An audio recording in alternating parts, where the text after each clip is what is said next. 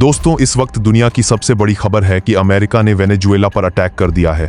US has confirmed that its military has carried out a large-scale operation in Venezuela.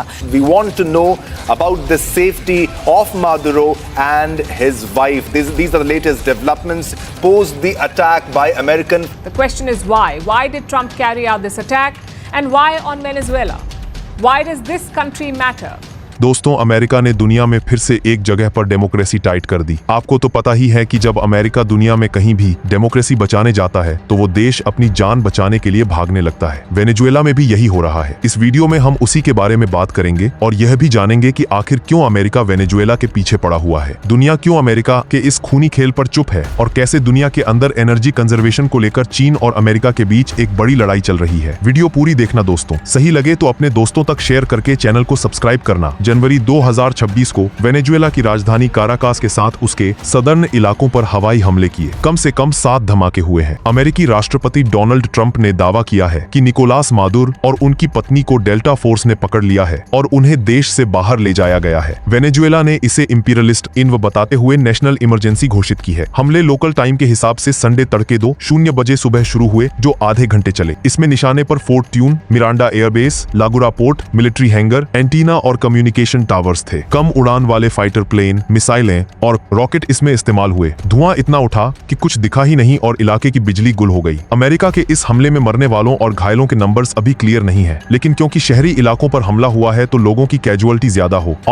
ज्यादा हो सकती है। Trump ने सोशल मीडिया पर कहा कि अमेरिका ने एक बड़ा हमला सक्सेसफुली किया जिसमें माधुर पकड़े गए। यह ऑपरेशन ड्रग तस्करी, नार्को टेररिज्म और मादुरो पर $50 मिलियन इनाम से जुड़ा है। इसका प्लान क्रिसमस पर ही था, लेकिन मौसम की वजह से देरी हुई, जिसके बाद FAA ने वेनेजुएला एयर स्पेस बंद किया। अब इस हमले के बाद से मादुरो सरकार ने UN सिक्योरिटी काउंसिल बुलाने की मांग की है। अब क्योंकि वेनेजुएला में अमेरिका ने डेमोक्रेसी बचाई है तो कोई कुछ क्यों बोलेगा, है कि नहीं। वेनेजुएला के रक्षा मंत्री व्लादिमीर पादरिनो ने कहा कि अमेरिकी हेलीकॉप्टरों ने शहरों पर हमला किया है। ईरान और क्यूबा ने इसकी निंदा की है। अब यह उसी मरीन हमलों का एक्सटेंशन था जो 2025 में हुए थे। दोस्तों, सितंबर 2025 में अमेरिकी सेना ने वेनेजुएला के किनारों के पास छोटी बोट्स पर कम से कम 21 हमले किए, जिनमें 83 से अधिक लोग मारे गए। अमेरिकी राष्ट्रपति डोनाल्ड ट्रंप के आदेश पर ये हमले ऑपरेशन सदर्न स्पीयर का हिस्सा थे, जहां कैरेबियन में 10 शून्य सैनिक, 8 सबमरीन, 52 बम्बर और ड्रोन तैनात किए गए थे। पहला हमला 2 सितंबर को हुआ जिसमें 11 लोग मरे। अमेरिका ने ट्रेन डे अरागुआ गैंग से जोड़ा। उसके बाद 15 सितंबर, 19 सितंबर और अक्टूबर में भी कई हमले हुए, यहाँ तक कि ये हमले प्रशांत महासागर तक फैले। अमेरिका का इन हमलों में ऑफिशियल बहाना ड्रग कार्टेल और नार्को टेररिज्म रोकना है। अमेरिका के रक्षा सचिव ने सोशल मीडिया पर कहा कि यह नार्को टेररिस्ट अलकायदा की तरह है, हम उन्हें ट्रैक करेंगे, शिकार करेंगे और मारेंगे। अब अमेरिका के इस दावे के सबूत बेहद लिमिटेड है। ये सब कुछ एक असमशन पे चल रहा है कि वेनेजुएला से अमेरिका में ड्रग्स आते हैं, लेकिन इसके कोई खास सबूत मिले नहीं। वेनेजुएला के राष्ट्रपति निकोलास मादुरो ने इसे स्टेट चेंज फॉर ऑयल का प्रयास बताया था। इसके बाद कल वाला ताजा हमला 3 जनवरी 2026 को काराकास में हुआ, जहां 7 धमाके हुए। अमेरिकी अधिकारियों ने मिलिट्री इंस्टॉलेशंस पर हमले की पुष्टि की। वहीं ट्रंप ने इसका कारण देते हुए बताया कि मादुरो नार्को स्टेट का किंगपिन है और उस पर $50 मिलियन का इनाम है। एक्सपर्ट्स के हिसाब से यह अमेरिका की कच्चे तेल की भूख और उसके इंपीरियल नेचर का हिस्सा है। दोस्तों, अमेरिका दुनिया का सबसे बड़ा तेल कंज्यूमर है, लेकिन फिर भी उसके पास भारी कच्चे तेल की कमी है। गल्फ कोस्ट रिफाइनरीज वेनेजुएला जैसे भारी तेल पर निर्भर है, जो मेक्सिको और कनाडा से घट रहा है। वेनेजुएला के पास 300 billion barrel crude oil reserve है, जो दुनिया में सबसे बड़े हैं। यह अमेरिका के 10 गुना है। ट्रंप ने 2023 में वेनेजुएला को वापस लेने की बात भी कही। इसका एक कारण यह भी है कि चीन 80% वेनेजुएला तेल खरीदता है, जो अमेरिकी इंटरेस्ट के खिलाफ है। ट्रंप अपनी एनर्जी डोमिनेंस नीति से वेनेजुएला के तेल को अमेरिकी कंपनियों जैसे चेवरॉन के लिए खोलना चाहते हैं। मादुरो ने तेल और सोना अमेरिका को देने की पेशकश की थी, लेकिन ट्रंप ने उसे ठुकराया था। अभी हमले तेल एक्सपोर्ट रोकने के लिए। वेनेजुएला में अभी क्रूड ऑयल का प्रोडक्शन 1 मिलियन बैरल प्रतिदिन का है, जो इन्वेस्टमेंट बढ़ाकर और भी बढ़ाया जा सकता है। उधर अमेरिकी रिफाइनरियां हैवी ऑयल क्लिप से जूझ रही है। वेनेजुएला के तेल भंडार को अगर अमेरिका अपने अंडर कर लेता है तो उसकी प्रॉब्लम सॉल्व हो जाएगी। कितना सिंपल है ना, है कि नहीं। दुनिया में शांति तभी तक है जब तक अमेरिका के इंटरेस्ट साधे जा रहे हैं, लेकिन अमेरिका का इंटरेस्ट ही इसी में है कि दुनिया में आग लगी रहे, है कि नहीं। बात तो सही है। दुनिया की सो कॉल्ड डेमोक्रेटिक महाशक्ति अमेरिका, इसके दुनिया में बहुत से इनह्यूमन एक्ट्स हैं जिसे दुनिया अच्छे से देख चुकी है। वेनेजुएला बस उसी का सबसे ताजा शिकार बना है। अमेरिका ने 200 से ज्यादा फॉरेन इंटरवेंशन किए हैं, जिसमें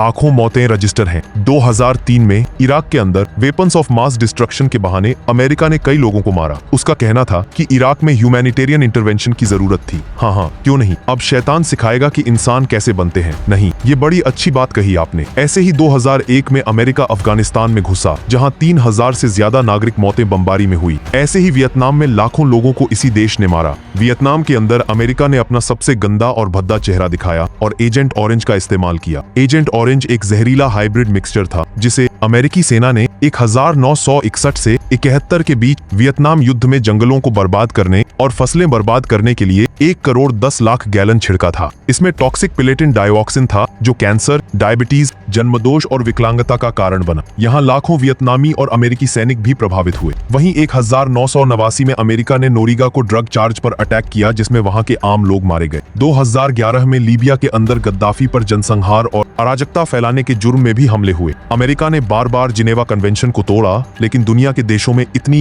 हिम्मत नहीं हुई कि वो अमेरिका के खिलाफ कुछ बोल दे, क्योंकि अमेरिका दादा सुपर पावर है ना दादा। वेनेजुएला की बात करें तो वेनेजुएला अमेरिका के पीछे का इलाका है, जहां ओरिनोको बेल्ट में 900 से 1400 बिलियन, ओरिनो के साथ में बाद कुताम हंसी में हम लाख बैरल तेल मिलता है। इतना पास होने की वजह से कम लागत और गल्फ कोस्ट के लिए ये एक आइडल जमीन है। इसके साथ ही अमेरिका के कैरेबियन कंट्रोल और चीन रूस को रोकना भी उसकी प्लानिंग का हिस्सा है। माधुर से अमेरिका की चिढ़ का एक और कारण है। निकोलास मादुरो वेनेजुएला के राष्ट्रपति हैं। वो यूगो चावेज के सबसे बड़े चेले हैं। चावेज ने गरीबों के लिए बहुत काम किया था, जैसे मुफ्त इलाज और पढ़ाई की व्यवस्था। मादुरो ने उनके रास्ते पर चलने का वादा किया है। अब चावेज 1999 से 2013 तक राष्ट्रपति रहे। उन्होंने तेल की कमाई से लाखों लोगों को घर, डॉक्टर और स्कूल दिए। ध्यान देने वाली बात यह है कि अमेरिका को वो दुश्मन मानते थे। माधुर चावेज के साथ काम कर चुके थे और उनकी मौत के बाद वही सत्ता में आए थे। वो माधुरी चावेज को भगवान जैसा मानते हैं। अब सवाल यह है कि अमेरिका से ऐसी दुश्मनी क्यों? दरअसल वेनेजुएला अपने इलाके में अमेरिका को बड़ा भाई नहीं मानता। वो कहते